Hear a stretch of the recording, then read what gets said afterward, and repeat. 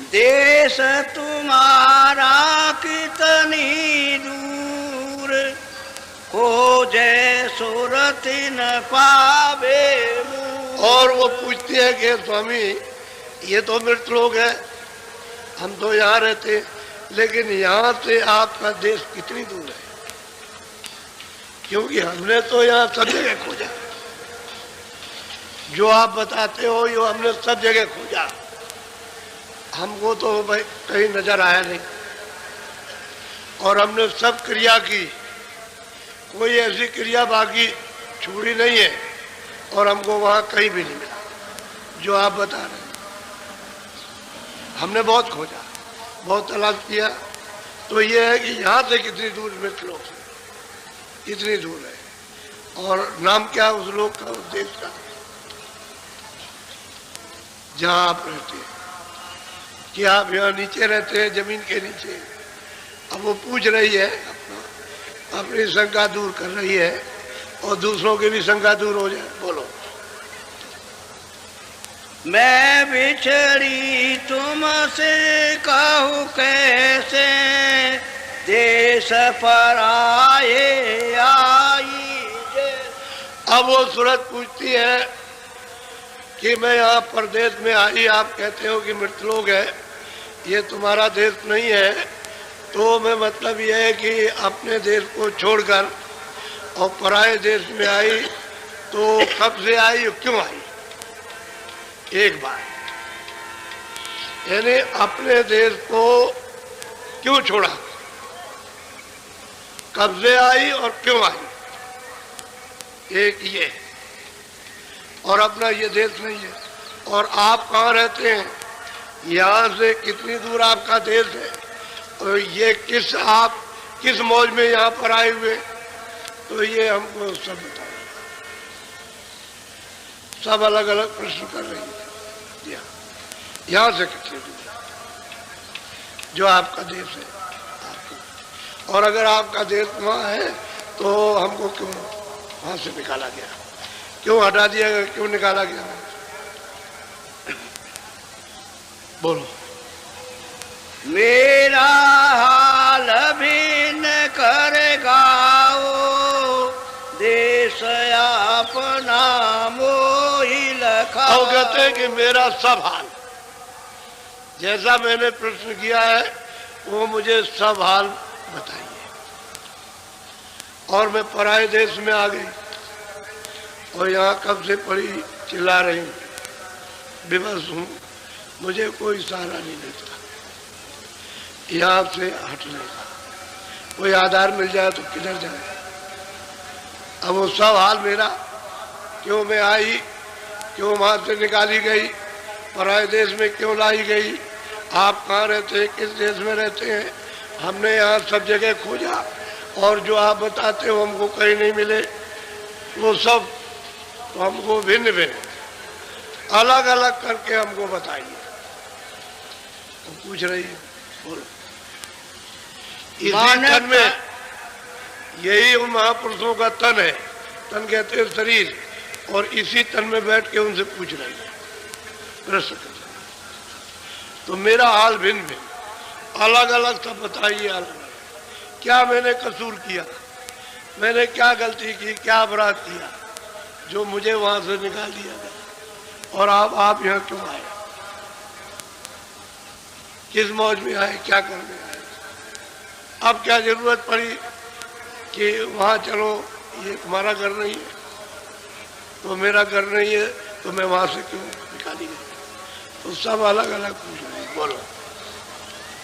मन तन संग पड़ी में कब से, दुख पाए बहुतक में जब। अब वो सूरत कहती है कि तन के साथ और मन के साथ, ये बताइए कि मैं कब से यहाँ पड़ी हूँ, क्योंकि मैं तन मन के साथ जब यहाँ डाल दी गई इसमें, तो मैंने बहुत असहनीय दुख उठाए, और उस समय पर हमारी किसी ने सुनाई नहीं की, हम रोते रहे, चिल्लाते रहे, कोई सुना। और अब आप आए, अब आप, तो ये हमको पहले अलग अलग करके हमको बता दी। पूछ रही है, बोलो। क्यों भूली मैं देश तुम्हारा, आई पड़ी परदेश निहार। और सूरत पूछती है कि स्वामी आपका देश मैं क्यों भूल गई, और वहां से जब निकाली गई परदेश में तो वहां क्यों नहीं जा सकी, वापिस क्यों नहीं लौट सकी, यही की क्यों रह गई इस परदेश में। क्योंकि बात तो सही है कि परदेश तो परदेश ही है, अपना घर तो अपना ही घर है। लेकिन देखिए कितना अद्भुत यानी मतलब है प्रश्न है, और उनसे कर रही है। यदि ये हमको अलग अलग भिन्न भिन्न करके हमको बता दिए तो हमारी समझ में आएगा, नहीं हमारी समझ में क्यों आएगा। फिर ये है कि परदेश में आई तो हमने इसको अपना देश क्यों बना लिया, अपना क्यों बनाया, और जो चीज मिलती है वो हमारी है, हमारी है, हमारी है, ये ऐसा क्यों हुआ हमारे साथ, बोलो। पाताल बसो की मृत्यु लोक में, स्वर्ग बसो के ब्रह्म लोक। अब वो सूरत पूछती है कि आप पाताल लोक में रहते हैं कि मृत्यु लोक में रहते हैं कि स्वर्ग लोक में रहते हैं, क्या आप विष्णु लोक में रहते हैं, आप इन लोकों में आप वहां रहते हैं। वो पूछती है अपनी शंका दूर में के क्या आप इन्हीं लोक में रहते हैं, वही आपका घर है, स्थान है, देश है, बोलो। विष्णु लोक वैकुंठ धाम में, इंद्रपुरी या शिव मुका। वो कहते हैं कि भाई क्या आप मतलब ये है कि वैकुंठ में रहते हैं, क्या आप मतलब एक इंद्रलोक में रहते हैं, आप किस लोक में रहते हैं। सब अलग अलग करके पूछ रहे क्यों कि इन लोकों में उसने सबने ढूंढा और जो ये बताते वहां नहीं मिले। तो वो पूछती है कि पाताल में कि मृतलोक में कि यहाँ विष्णुपुरी में कि शिवपुरी में कि ब्रह्मपुरी में किस जगह पर है, कहाँ किस जगह किस लोक में रहते हैं, वो प्रश्न करें, बोलो। कृष्ण लोक या राम लोक में, प्रकृति लोक या पुरुष लोक। अब वो पूछते हैं भाई कृष्ण लोक में आप रहते हैं कि मतलब यह है कि राम लोक में रहते हैं, आया प्रकृति लोक में रहते हैं, आप किस लोक में आपका निवास है। अब वो पूछ रही है कि इन्हीं लोकों में आप किसी में है कि इनसे भी कोई अलग लोक है, बोलो। या तुम व्यापक सभी लोक में, चार खान चर चर। अब वो पूछ रही है कि स्वामी क्या आप सर्वत्र आप ही व्यापक हैं। फिर जब आप व्यापक हैं, यहाँ सब में व्यापक हैं, तो क्या चारों खानों में भी है, इंद्र पंजब तुखबज अस्तावर चारों खानों में 84 लच्चूनियों में, तो आप सर्वव्यापी है, तो नरकों में भी आप ही है, क्या वहां निवास है आपका, यानी उस लोक में रहते हैं नरक लोक में। वो पूछती है कि किस लोक में आपका बात, बोलो। क्यों मोही डाला काल लोक में, अति भर माया हर्ष शोक। अब पूछती है कि स्वामी जो आप कहते हो कि भाई तू आकर परदेश में फंस गई और तुझको काल दंड देता है, तो क्यों डाला मुझको काल लोक में, यहाँ क्यों भेजा गया, और मुझे अत्यंत ज्यादा भरमा दिया और शोक व्याधि पीड़ा जलम मरण मेरे साथ लगा दिए गए, तो हमें हमेशा जलमती मरती जलमती मरती ऐसा मेरे साथ में क्यों मुझको डाला गया है। अब ये प्रश्न एक एक है अलग, कि आप अपना परिचय दीजिए, बोलो। अब क्यों आए मोहि चितावन, रूप धरा तुम अति कर भाव। अब पूछते हैं कि अब आए हो इतने दिन के बाद, कितने युग कितने कल्प बीत जाए, कितने सतयुग त्रेता द्वापर कलयुग चले गए, और उसके बाद में हम रोते चिल्लाते रहे और अब आए हमको चिताने के अंदर।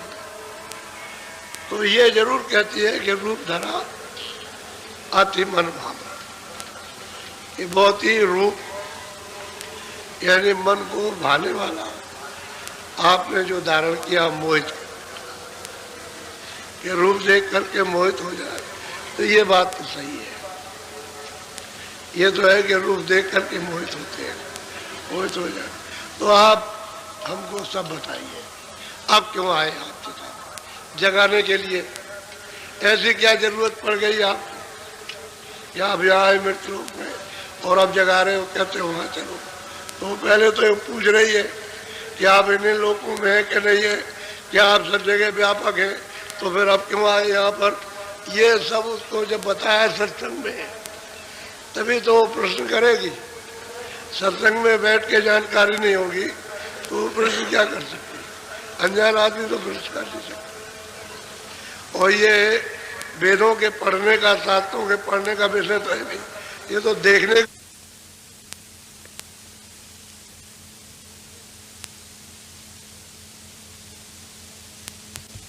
समय उससे हित हो जाएगा, हमेशा उनसे हित होगा।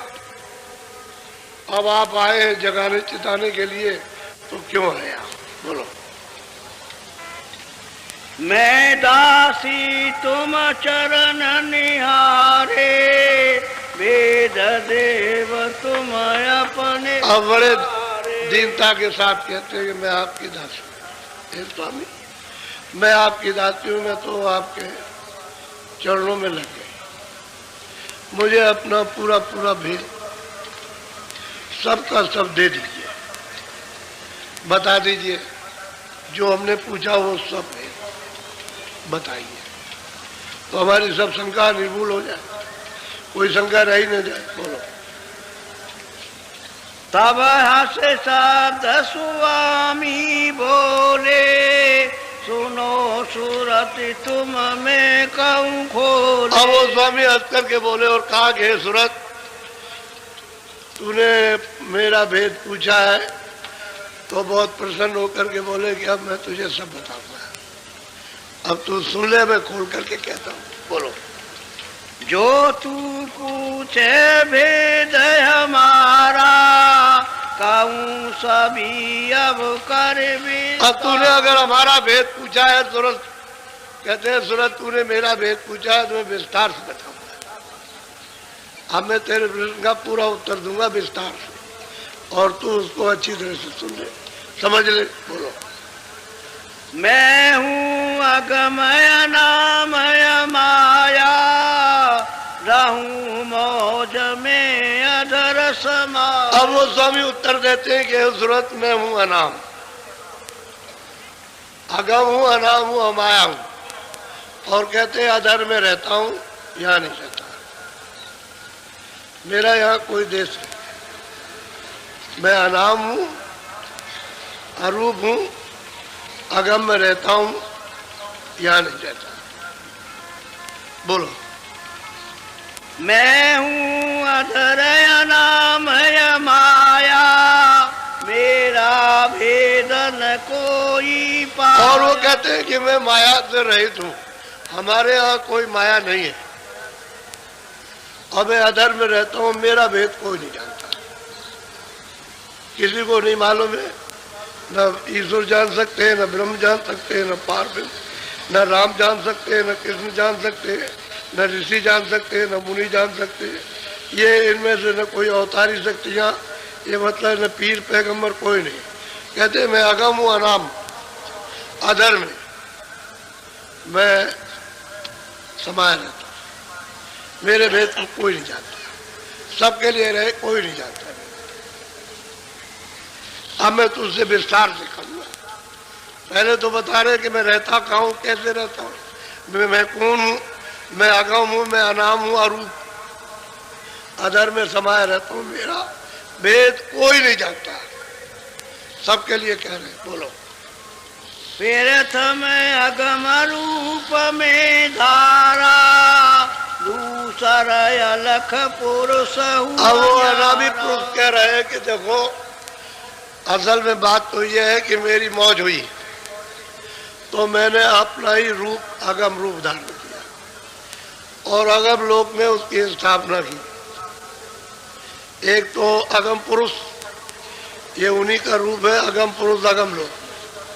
फिर उसके नीचे कहते हैं कि मैंने अलग अलग पुरुष धारण किया रूप, तो अलग लोक में उनको स्थापित कर दिया।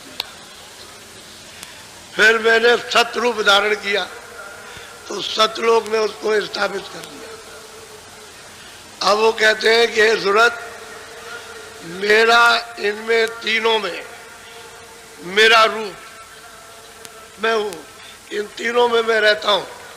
अगम लोक में भी रहता हूँ और अलग लोक में भी और सतलोक में भी, लेकिन ये मेरा धाम जो अनाम है वो अलग है। ये मेरी मौज मर्जी से ही विस्तार हुआ।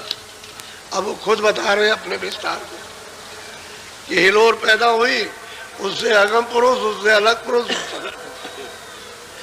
और सतलोक में और अलग लोक में और अगम लोक में अनाम ही अलग है, उसके परे है वो सबका। और इनमें मैं तीनों में रहता हूँ, मेरा रूप है।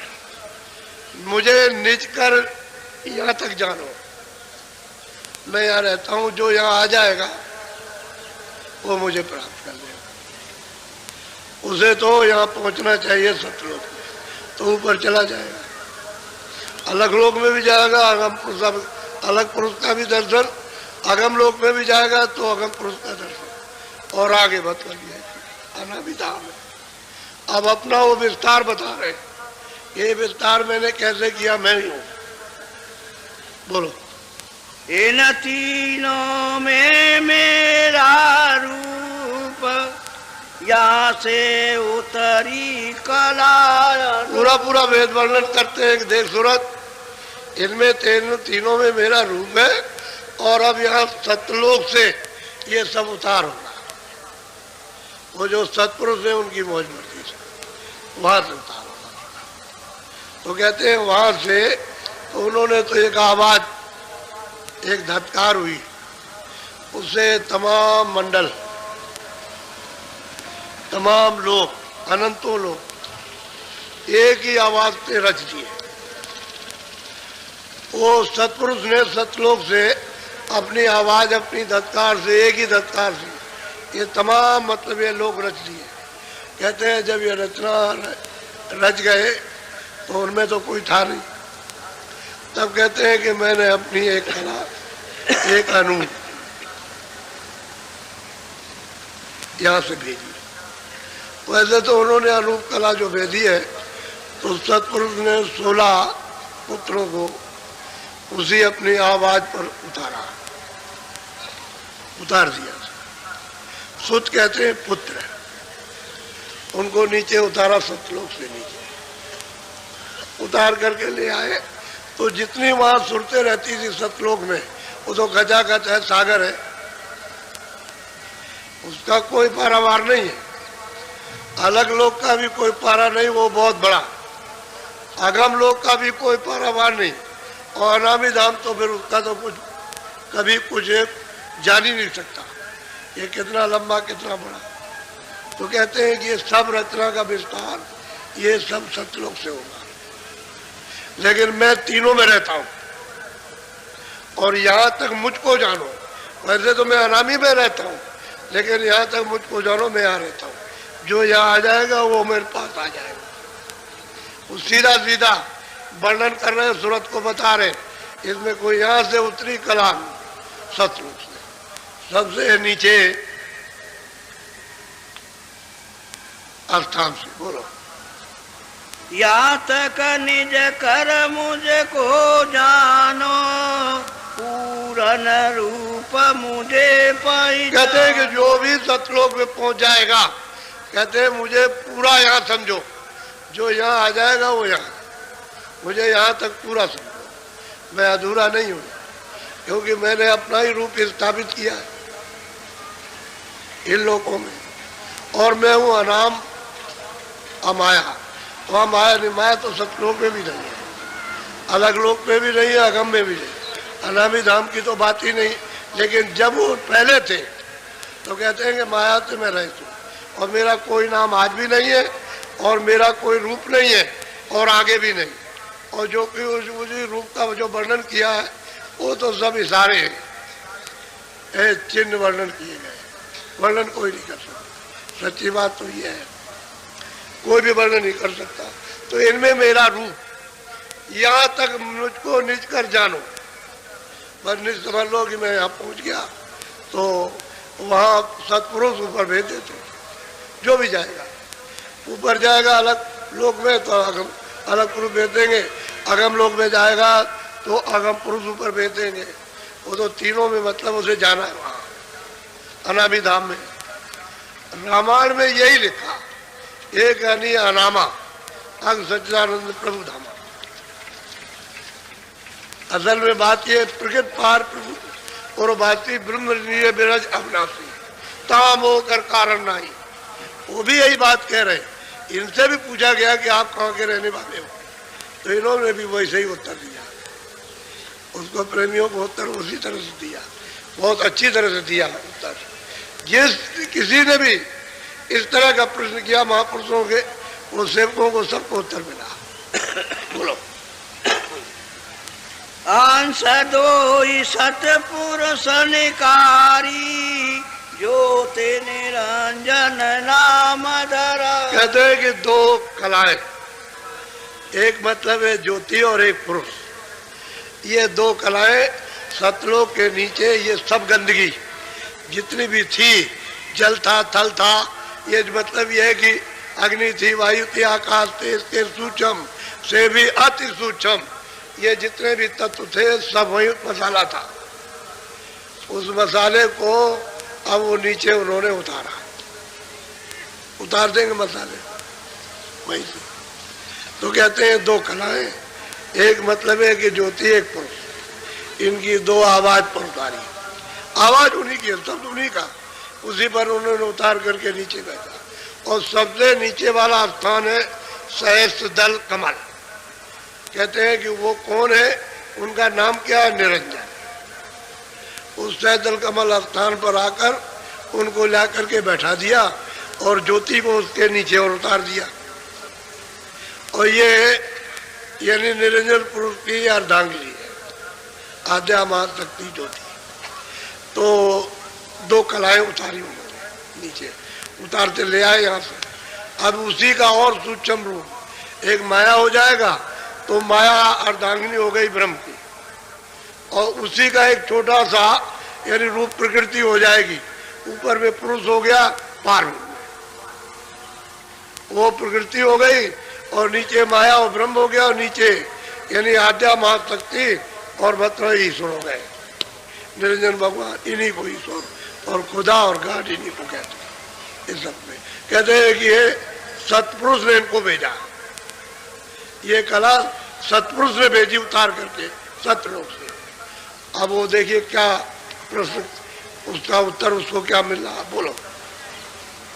यह दो कला उतर कर आई जंजरी दीप में आने समा। जंजरी दीप में सैदल कमल में ला करके इनको बैठा दिया। ये दो कलाएं उतर करके आई और यहाँ ला करके, और आई उन्हीं की आवाज पर, क्योंकि दूसरा तो कोई आधार था नहीं कि भाई ऐसे फेंक दिया जाए तो कहाँ टिकेंगे। तो शब्द ही से उतार करके लाई गई, उसी शब्द में जो उनके मुख से शब्द निकला उसी पर आए और यहाँ ला करके उनको बैठा दिया। मंडल पहले बन गया, क्योंकि मंडल अगर वो नहीं बनाते सतपुरुष तो फिर इनको ला भेजते कैसे। तो मंडल ये सब पहले से बना दिए, तब इनको बाद में भेजा है। बोलो। यहाँ बैठ तिरलोकी रची पाँच तीन की धूम अब मची। कहते हैं यहाँ बैठ करके सैदल कमल में बैठ करके ये त्रिलोकी की रचना उन्होंने मसाला मिला करके की। बस यहाँ पर पांचों तत्व रजोगुण तमोगुण सतोगुण ये तीनों मतलब ये, और जल पृथ्वी अग्नि वायु आकाश मन बुद्धि चित्त अंता, ये अहंकार, ये दसों इंद्रियां और प्राण, ये सब मसाला इन्होंने मिलाया। यहाँ से इन्होंने रचना की इन्होंने। और सतपुरुष ने जब इन्होंने तपस्या कर ली तो सुरतों को दे दिया खुशी में। तो ये जितनी सुरतें आई पशु पंछी आदमियों में, जितने भी चर अचर और थल में या जल में या वायु में छोटे से छोटे कीड़े, उनके सब सुरतें हैं, सब वहीं से भेजी गई। एक छोटा बंदार भेज दिया गया। तो यहाँ बैठ करके इन्होंने रचना की, रचना कर दी। फिर उन्होंने अपनी आवाज पर सुरतों को उतारेंगे। तो सुरतें ऐसे नहीं उतरेंगी। ये जिन जिन का ठेका यानी महाकाल का, फिर उसके बाद में पार ब्रह्म का, फिर उसके बाद ब्रह्म का, फिर इनका सबका मतलब ये है कि ठेका जहाँ पर ये बैठे हुए वहाँ ला करके फिर अपनी आवाज पर वो उतारेंगे। फिर और आएंगे तो वो अपनी आवाज पर उतारेंगे, फिर और आएंगे तो अपनी आवाज पर। अब जब नीचे आप उतरे हो तो सतपुरुष की आवाज पर नहीं, सतपुरुष की आवाज पर तो ये बैठे हुए, ये इन्होंने अपनी आवाज पर उतार लिया। तो इनकी आवाज क्या है? घंटा संग, उसी को पकड़ करके उतारा यहाँ मृत लोक में। इस जगह तो तीनों लोगों की रचना, तो ये तो पिंड लोक है, इसके ऊपर में अंडलोक, फिर उसके ऊपर में है सूक्ष्म लोक, और उसके ऊपर में है कारण लोक। ये तो इनका 3 लोक में है, चौथे में तो नहीं है। कारण लोक में इनका राज नहीं, इनका सूक्ष्म लोक में, लिंग लोक में और स्थूल लोक में। तो यहाँ बैठ करके इन्होंने पूरी की पूरी रचना का विस्तार और रच डाला, मसाला मिला करके, और सुरतों का भंडार इनको मिल गया। तो सुरतों का भंडार नहीं मिलेगा तो सुरतें चेतन, मसाला है जड़, तो फिर रचना नहीं होगी। सुरतों को दे दिया और मसाले में सुरतों को बैठा देंगे तो फिर रचना हो जाएगी। अब सुरतों को इसमें बैठा दिया तो ये शरीर चलता, देखता, बोलता, सुनता, और जैसे सुरत को यहाँ से निकाल दिया तो मतलब ये है कि ये क्या खाका है, खाका है, यानी मतलब ये है कि जड़ है, तो बस गिर जाएगा, फिर कुछ नहीं करेगा। तो दूसरे में सूरत को बैठा दें, वो वहाँ वो चेतन मालूम होगा, उसने निकाल दिया, वो जड़ हो गया, उसमें निकाला। तो सूरत जड़ है, सूरत चेतन है, ये जड़ है, मसाला जड़ है। ये सब मसाला जल, पृथ्वी, अग्नि, वायु, आकाश, ये जड़ है। इसमें ला करके फिर उसको बंद कर दिया। असली बात ये रचना इन्होंने की है, मसाले की रचना इन्होंने की, और उन्होंने कुछ नहीं किया। तो कहते हैं इन्होंने ला करके यहाँ फिर रचना की, और फिर यहाँ आ करके फिर ये अपना विधान बनाएंगे, विधान बना करके जीवों को अधिकार देंगे, और यहीं से फंसा लेंगे। पहले तो कोई बात थी नहीं। बोलो। 3 लोक से मैं रहूं न्यारा, 4 5 6 में विस्तार। अब वो कहते हैं कि भाई मैं 3 लोक से तो परे हूँ, मैं 3 लोकों में रहता ही नहीं, न मैं मृत लोक में रहता हूँ, न अंडलोक में, और न सूक्ष्म लोक में, और न कारण लोक में, मैं तो इसके परे हूँ, मैं नहीं रहता। मैं तो उधर सतलोक में रहता हूँ, और फिर उसके बाद अलग लोक में, अगम लोक में, अनामी तो मेरा धाम ही है, मैं वहाँ रहता हूँ, मैं यहाँ नहीं रहता। तो कहते यहाँ कौन रहता? सूरत पूछते हैं तो यहाँ कौन रहता जब आप नहीं रहते हो? तो वो जवाब दे रहे, बोलो। 3 लोक एक बूंद पसारा, सेंध रूप में अगमय। अब वो स्वामी